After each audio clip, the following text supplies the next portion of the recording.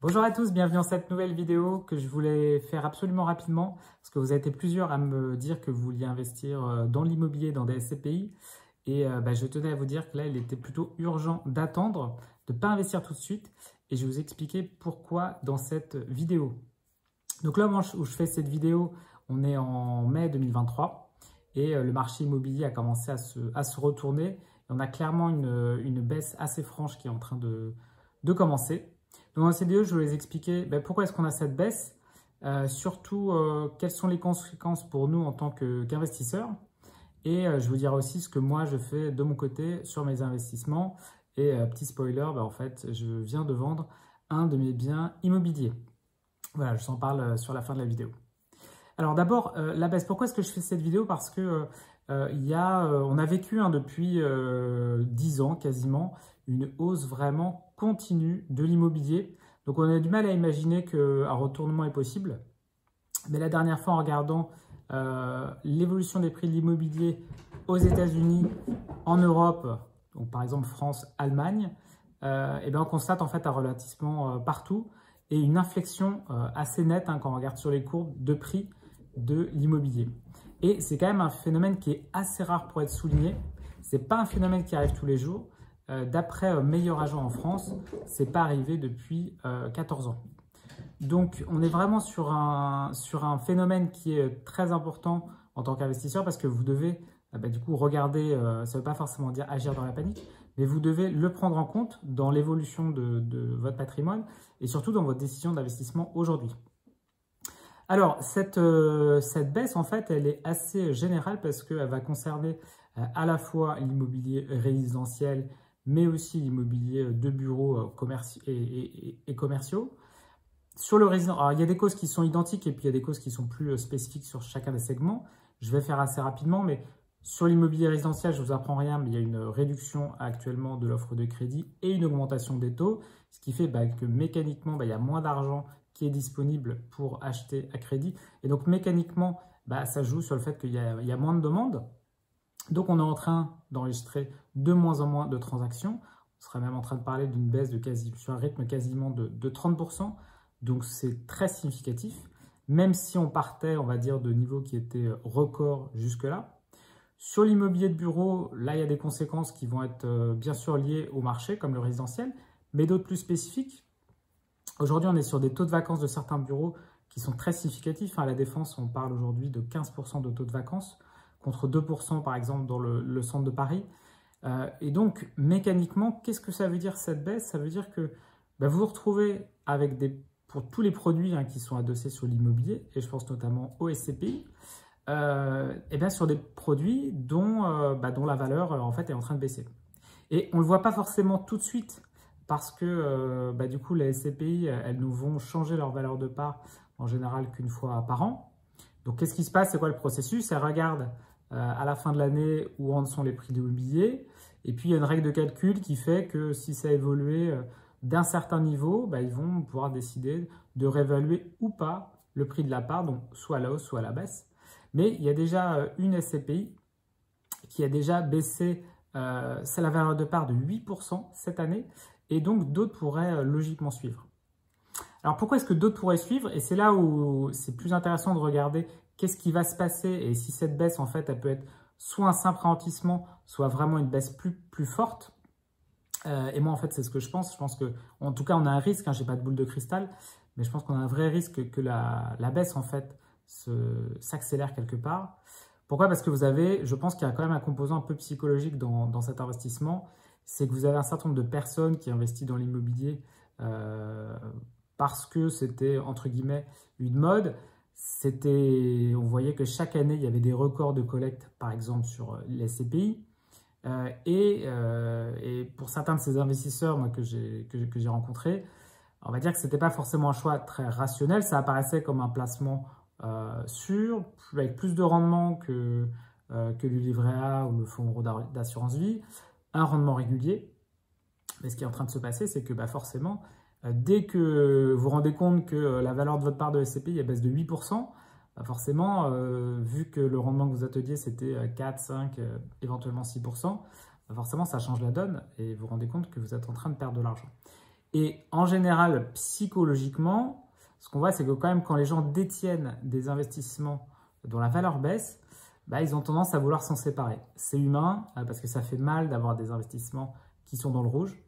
Et cette baisse, si elle s'avère et qu'elle déclenche du coup des ventes, eh ben, qu'est-ce qui se passe pour le gestionnaire de CPI? Ben, lui, comme il doit rendre des liquidités, ben, pour rendre les liquidités, il va vendre des biens immobiliers. Donc ça va faire d'autant plus de biens immobiliers sur le marché.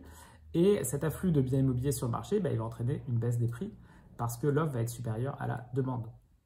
Donc, je pense qu'il y a un entraînement qui est possible d'un point psychologique et on est peut-être au tout début de ce phénomène. Alors vous allez me dire, mais oui, mais peut-être que les SCPI, et c'est un discours qu'on voit, peut-être qu'elles n'ont pas baissé les prix départ parce qu'il y a une règle des plus ou moins 10% qui fait que elles peuvent amortir quelque part la baisse tant que c'est une baisse qui est peut-être de 10-5% en fonction de aujourd'hui l'écart entre la valeur réelle de leur immobilier et l'écart de la valeur de la part. Alors c'est vrai, mais c'est intéressant de voir pourquoi on a déjà une SCPI qui a baissé de 8%. Et quand on lit les motivations du gestionnaire, en fait, il explique que cette baisse de part, c'est pour limiter la prime au sortant. Et ce que ça veut dire, c'est que le fait de ne pas baisser, à l'inverse, de ne pas baisser le prix de part, ça peut inciter les investisseurs à vendre leur part parce que cette part, en fait, elle vaut plus que la valeur réelle sur le marché de l'immobilier. Donc, ce qui me fait dire qu'il est quand même assez possible, mais ça va être un jeu d'équilibre difficile en tout cas pour les gestionnaires de CPI, c'est qu'ils vont devoir arbitrer entre le fait de devoir baisser pour ne pas avoir de prime au sortant et du coup limiter l'afflux de sorties, et en même temps, ne pas tous trop baisser en même temps parce que sinon, les investisseurs en masse en fait, vont avoir tendance à ne pas vouloir investir sur les SCPI. Donc ça va être un jeu, et je ne suis pas expert des SCPI, sur ce blog, j'en ai parlé depuis longtemps. Vous savez, moi, j'investis pas en SCPI et pour plein de raisons. Mais ça ne m'empêche pas d'avoir de l'immobilier et j'en ai plutôt beaucoup. Mais c'est sûr que ça va être un jeu un petit peu compliqué et ça va être intéressant de voir comment est-ce que les investisseurs vont se positionner dessus. D'autant plus dans un environnement où aujourd'hui, il y a des produits de taux, obligations ou monétaires qui aujourd'hui rapportent 3% pour le livret A que vous connaissez tous. Mais pour des obligations 4, 5, 6%, donc qui aujourd'hui sont, on va dire, facialement très compétitifs par rapport à des SCPI et souvent avec beaucoup moins de frais et beaucoup plus de liquidité. Alors, conséquences pour l'investisseur, moi de mon côté, je viens de vendre une maison aux États-Unis. Donc j'ai vendu une maison, là, ça vient d'être, je viens de recevoir les fonds. En fait, j'avais déjà enclenché la processus de vente depuis maintenant quasiment 1 an, mais il y a eu un certain nombre de complications pour vendre la maison. Mais donc là, finalement, elle s'est vendue. Je l'ai vendue 127 000 $ et je l'avais achetée en 2018 pour 97 000 $. Donc, ce n'est pas une maison sur laquelle j'aurais fait une grosse plus-value par rapport aux autres maisons dont j'ai pu parler que j'ai déjà vendues. C'est une maison en fait, sur laquelle j'ai plutôt eu j'étais un peu déçu par le rendement locatif. Quelques soucis pour trouver des bons locataires. Donc finalement, j'ai décidé de m'en séparer et de m'en séparer avant que on va dire que la baisse ne continue sur le marché immobilier parce que la baisse, elle est aussi valable sur le marché immobilier américain. Donc voilà, et ces liquidités aujourd'hui, je ne vais plutôt pas les réinvestir sur l'immobilier pour l'instant. Vous savez, moi j'ai aussi déjà 2 appartements en location LMNP à Bordeaux. Donc j'ai bien utilisé ma capacité d'endettement. Il me reste encore 2 maisons aux États-Unis, plus la résidence principale à Bordeaux. Donc aujourd'hui, je ne vais pas le réinvestir dessus. Je prévois plutôt de réinvestir sur les placements financiers dont je parle aussi sur la chaîne. Donc le PEA, les 2 PEA maintenant sont au plafond. Donc la suite, ce sera sur le plan épargne retraite dont j'ai parlé aussi beaucoup sur cette chaîne, qui va me permettre de continuer à défiscaliser et d'investir pour le long terme. Et puis, on va récupérer un petit peu de liquidité pour voir venir. On va regarder comment est-ce que la situation va évoluer du côté de l'immobilier. Mais en tout cas, moment historique parce qu'on est en train de basculer, de clôturer cette période, on va dire, assez incroyable de hausse qu'on a eu depuis 10 ans avec des taux très très bas. Et maintenant, on va revenir sur une situation qui va se normaliser et sur laquelle il faudra être attentif pour bien saisir l'opportunité et pas faire, d'investissement, on va dire, à contre-courant. Donc voilà, maintenant, si vous voyez cette vidéo, vous savez que du coup, il y a quand même des risques sur l'immobilier. Je pense que vous avez peut-être entendu parler sur d'autres chaînes. Voilà, aujourd'hui, on peut prendre son temps, il n'y a pas forcément d'urgence quand vous êtes sur le cycle qui est en train de commencer à baisser. On va voir combien de temps ça va durer. En général, même si je n'ai pas de boule de cristal, les cycles immobiliers, c'est plutôt des cycles longs. Donc on peut imaginer que du coup la baisse dure plusieurs années.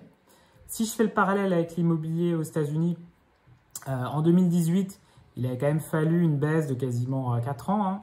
Moi, j'avais commencé à acheter des maisons en 2011-2012 et c'était le moment où on avait à peu près atteint le bas.